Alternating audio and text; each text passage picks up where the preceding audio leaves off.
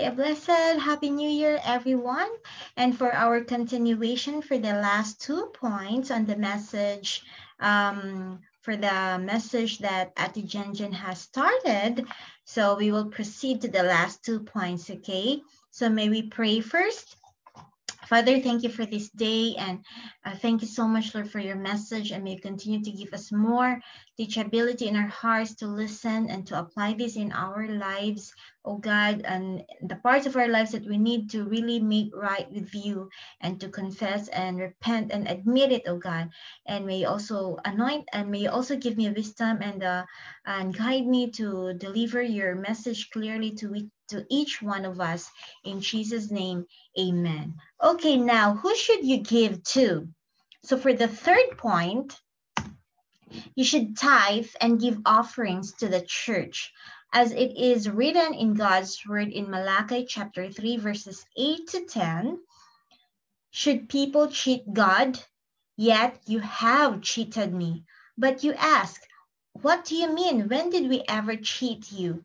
You have cheated me of the tithes and offerings due to me.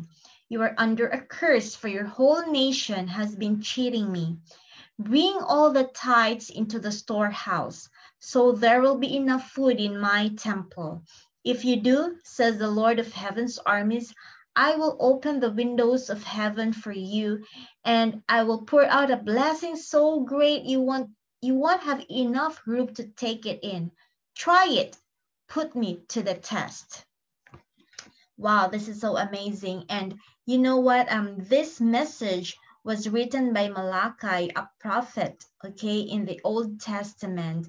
And this message is directed to God's people, okay, to God's people, to the Israelites, and especially nowadays, of course, to the believers of Jesus Christ, to those who believe that Jesus Christ is Lord and Savior.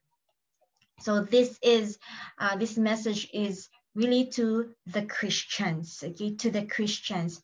And at this point of time, God has the people of God at this context, they already have stopped giving their tithes and offering to the storehouse. Okay, so they stop what God has commanded them to do. And so Malachi again reminded the people, being a prophet in the context of the Old Testament wasn't easy, because they need to deliver the message to the people, even especially the message are really difficult and to deliver, to tell others, especially about judgment or about correction and rebuke. And some prophets were really killed, and because prophets would also tell what is the message of God to the kings, not just to the people, but also to the leaders of the nation. So the prophets in this context were really they really have that boldness that God has given them, and they were given the courage, and they are willing to lay down their lives, even though these are real prophets, even though people would not believe them or people would be angry at them, but they would still deliver it to the people, because that is really what God has told them to do. So at this point of time, Malachi had written this message to the people of God, that they had cheated. Okay, they had cheated God, and they already stopped. But God, okay, kept on reminding His people to really repent and to get back to giving tithes and offerings into the storehouse.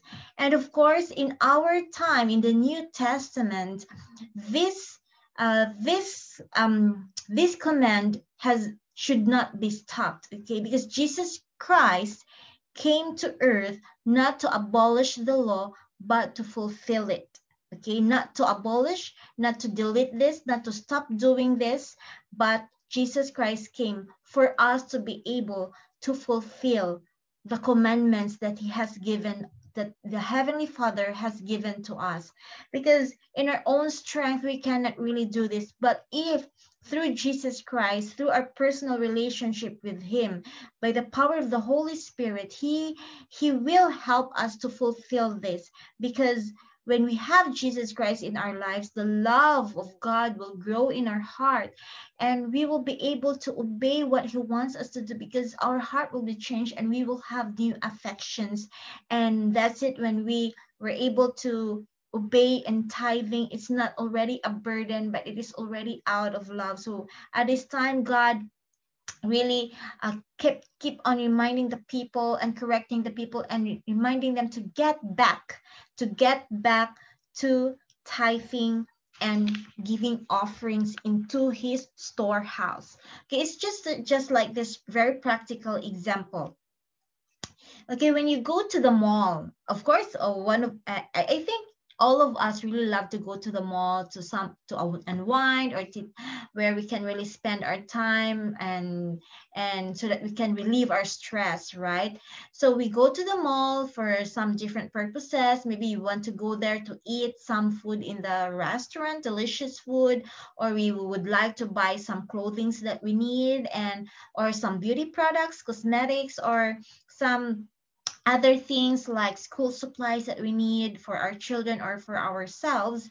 So of course, you need to pay for them, right? You need to pay for them. If you're not going to pay for it, so what do the people call you? You are a thief. You robbed. Okay, you cheated. We cheated. So your payment, so what would the company or the mall would do to your payment? Where will it go? Of course, your payment, our payment to the malls, to the restaurants, okay, to the shops, to the various shops in the mall, will be the source for the salary of the salespeople, the sales lady, of course, the mall workers, for the electrical expenses, water, maintenance expenses, and a lot of things, okay, for the expenses of the company. And there are also some situations that we don't even care how much we spend, especially if we have enough money, or if we have enough money in our bank, right? We don't care as long as we will get what we want, okay? And if you're given like 10,000 pesos now, of course you would rush to the mall and spend those money for what you want, for the services that you want from the mall. And how much more in God's temple? God is the source of everything, and He's the owner of everything that we have. Okay, so into His storehouse, okay, into the storehouse. Okay, it is a place in the temple for storing grain and other food given as tithes. And here, the storehouse in God's temple, where our tithes and offering will be used. Okay, for the ministers, for the workers who lay down their lives, and of course we should also bless them, okay, and for God's purposes, for God's work, for helping others, and even for the expenses, okay, even for the expenses. So here, how much more God's purposes? So He deserves our financial giving. He deserves our financial payment for God's work. Actually, God really doesn't need our money, but He does this. He implemented this law to protect ourselves. It is still for our own benefits, okay? To protect us from the love of money, and for us to have a full dependence on God, for us to recognize that He is the great provider, not our own strength, that we will not be very self-sufficient on ourselves. Okay, God only demands 10% as tithes. If you're working in the government, they take away a lot of percentage, right, out of your salary for the taxes, and even for the PhilHealth, SSS, USIS. For God, only 10% He demands as tithes for us to pay, to return to Him. Yeah, so God is still very generous, and it is really for us not to be destroyed, and He wants us to really fully trust Him. Okay, to trust Him. For example, if you have 3,000 pesos, you still have, of course, in 3,000, 300 pesos is your tithes, and then you still have to pay for your expenses, for your food. And then, of course, you would worry, But that's it. That's the point. That God wants you to depend on him. Remember in his word, try this, put me to the test. He will open the floodgates of heaven that you don't even have room for it. That he would really release, okay, not just on our financial, but in different areas of our lives. Yeah. So you should tithe and give offerings to the church. Fourth, the last point is your local church is the house of God. Okay. In 1 Timothy chapter 3, verse 15, so that if I am delayed, you will know how people must conduct themselves in the household of God. This is the church of the living God, which is the pillar and foundation of the truth. So local church, when you're going to hear the word church, what comes to your mind? Of course, it's more on building, on structure, right? So let us read more in Ephesians chapter 2, verses 19 to 21. So now you Gentiles are no longer strangers and foreigners. You are citizens along with all of God's holy people. You are members of God's family. Together, we are his house, built on the foundation of the apostles and the prophets, and the cornerstone is Christ Jesus himself. We are carefully joined together in him, becoming a holy temple for the Lord. So here, church is not a building. We are the church, the people who have been assembled by the love of Jesus, okay, by the power of the Holy Spirit, where we fellowship one another. Like, for example, for this pandemic, right, the church buildings were closed.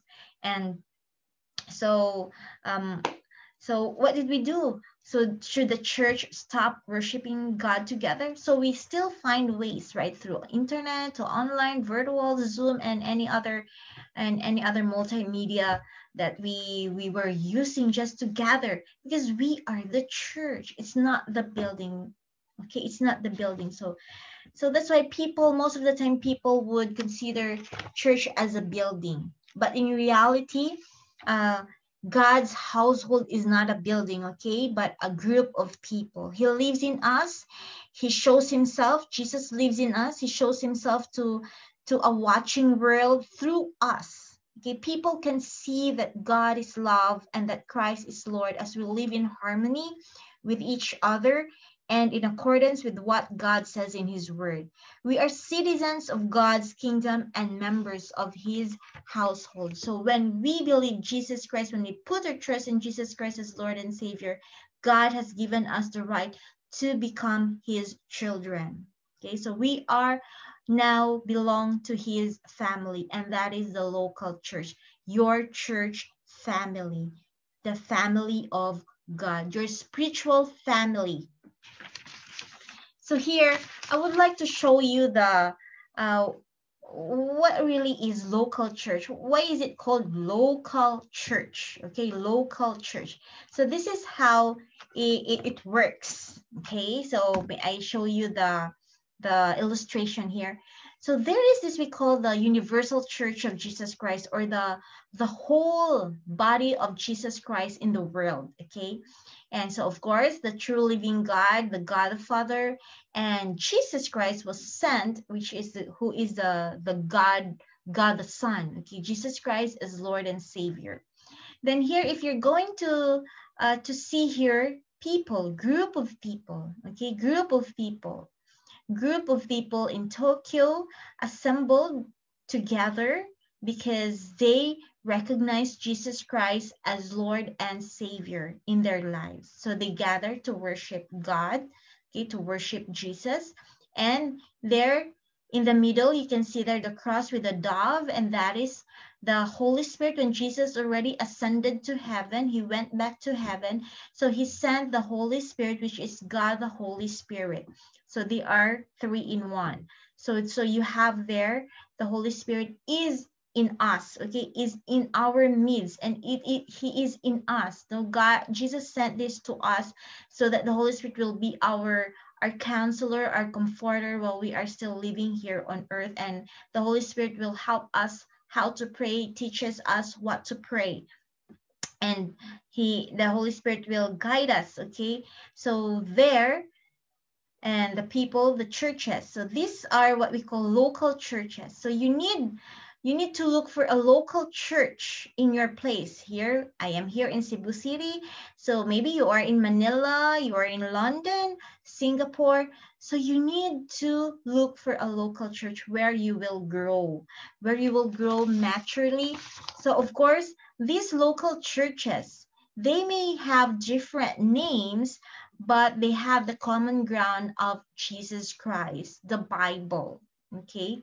And this local church, the people here are brothers and sisters. We are interrelated with one another. We are interconnected. So when we meet a Christian from other local church, they are our brothers and sisters because we are under the universal church of Jesus Christ, the whole body of Jesus Christ. So these are the local churches. So you need to look for the local church that you need to be connected, and where you can really return the 10% tithe, okay, into the storehouse where God really want us to give, where that is the specific place where we should put our tithe, okay. So to the local church, return the tithe to the local church where you belong, or where God wants you to be, not where you want to be or where other people want you to be, but the local church that God really wants you to be, where you will be taught on how to read the Bible and apply His word in your life.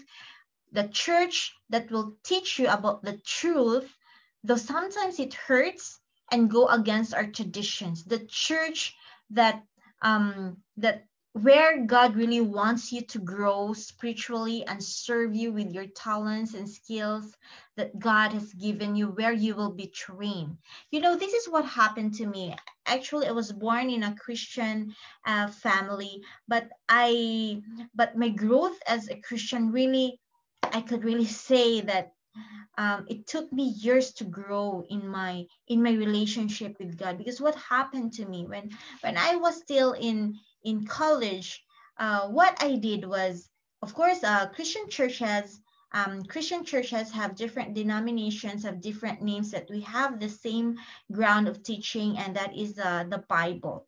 So what happened to me is that I frequently change churches. Okay, this Sunday I would attend this church, but if I don't like, then I would go to another church again, still Christian church. Okay, so I didn't decide to, at that time, I didn't decide to really stick to a local church.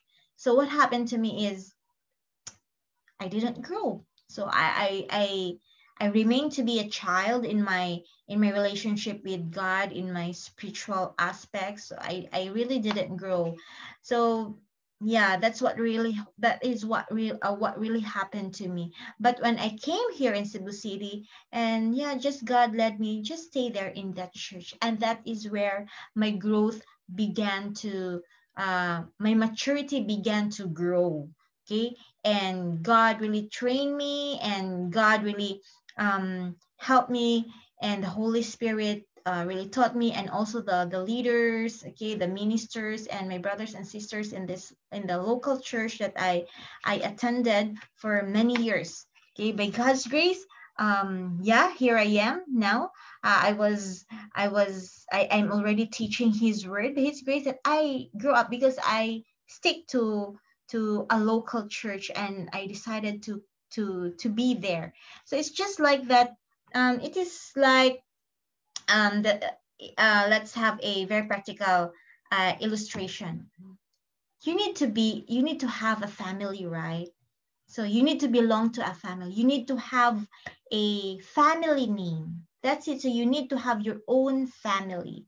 So in that family, you will be, your parents will feed you.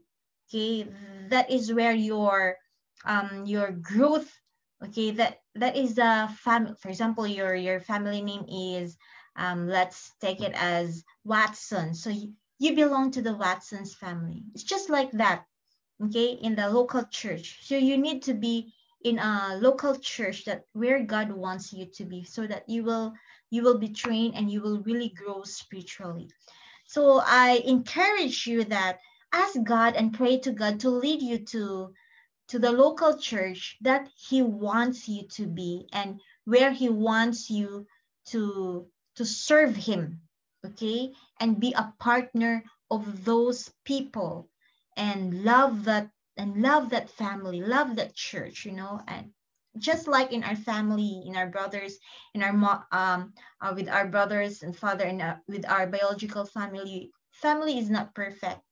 So the local church is not also perfect. The leaders, the pastors, and even the members are not also perfect. Okay, so there are different maturity of the members.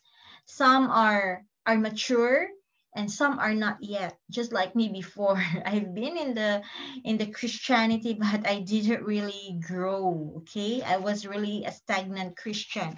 So I encourage you, pray to God, ask God to lead you to the local church that he wants you to be, and be faithful in returning your 10% and above the tithing, your offerings to the Lord through that local church. Okay, so it's just like when you eat in Jollibee, so you have to pay in Jollibee.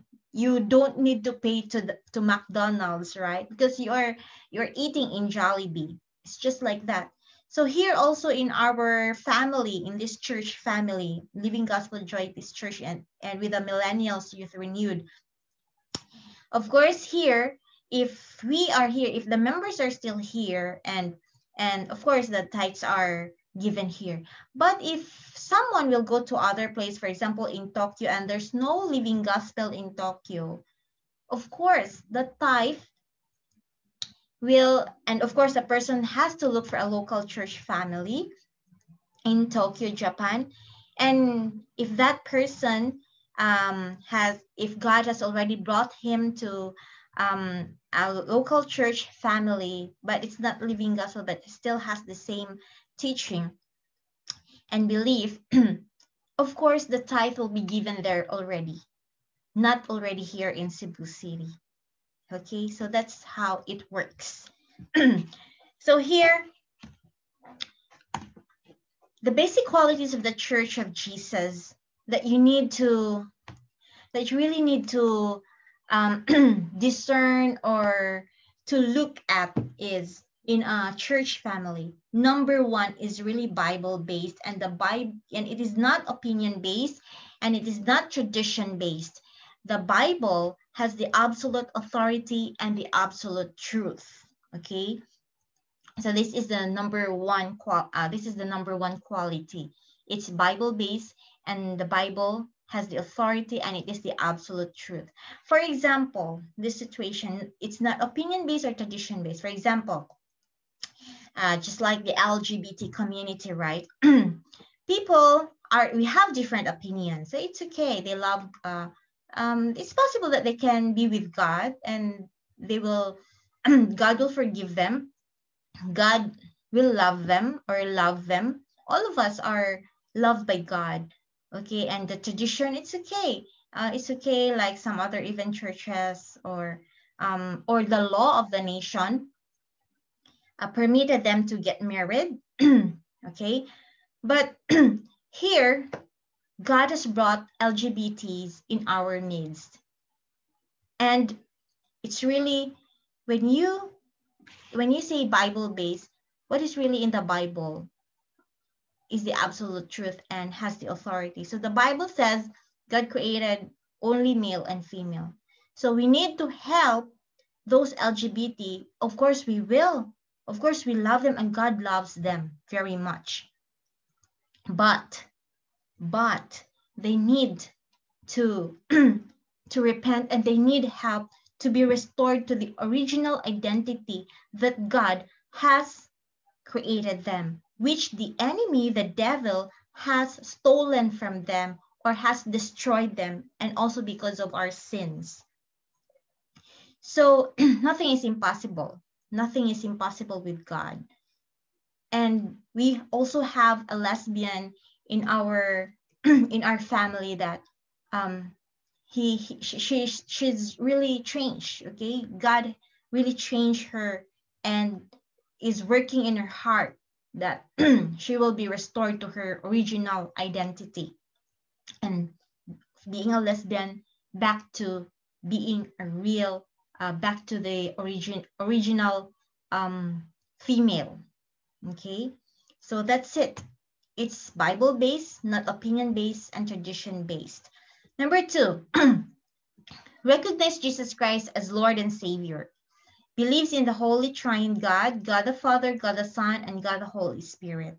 So you can feel His presence, number 3, through the Holy Spirit. So you can feel His presence through the move of the Holy Spirit.